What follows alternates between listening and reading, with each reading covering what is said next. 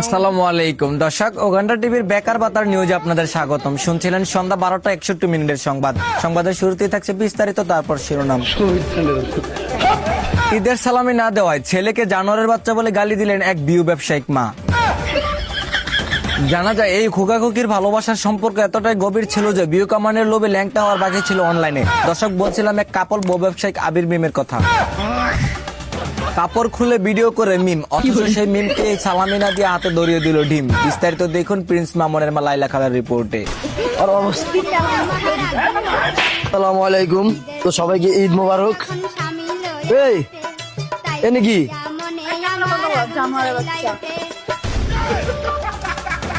এদিকে এক বিশ্ববিখ্যাত দেহ ব্যবসায়িক মেয়ে 12 বেটার সাথে কথা বললো, কারো নাম লেখা বাদ দিচ্ছে না এই চুদনামার্কা মেয়ে।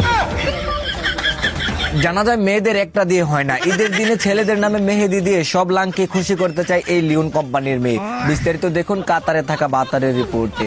আমার বয়ফ্রেন্ডের নামটা একটু লিখে দেন না, আবির। এ লিখেন, এ। দেখো আবির, তোমার নামে প্রথম অক্ষর দিয়ে আমি মেহেদি লাগিয়েছি।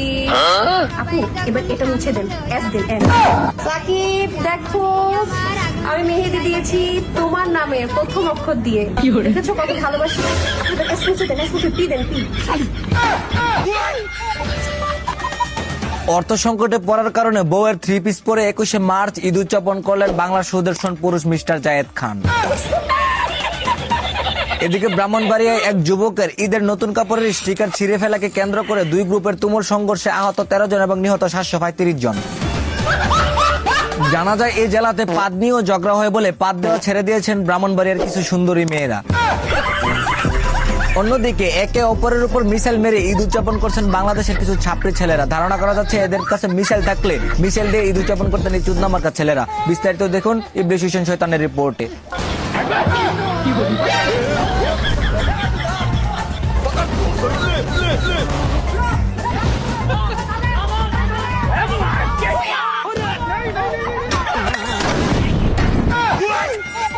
এদিকে কুমিল্লা বাসস্ট্যান্ড সংঘর্ষে শিশু নারী সহ 12 জন নিহত। আমাদের দেশে যাতায়াত ব্যবস্থা দুর্বল থাকার কারণে প্রতিনিয়ত এমন ঘটনা ঘটে যাচ্ছে। এদেশের মানুষের জীবনের কোনো মূল্য নেই। যেখানে কথা ছিল পরিবারের সাথে ঈদ উদযাপন, সেখানে হয় আজ মৃত্যুর শোক পালন। আল্লাহ তুমি এই সমস্ত পরিবারদের ধৈর্য রাখার তৌফিক দান করুন, আমিন।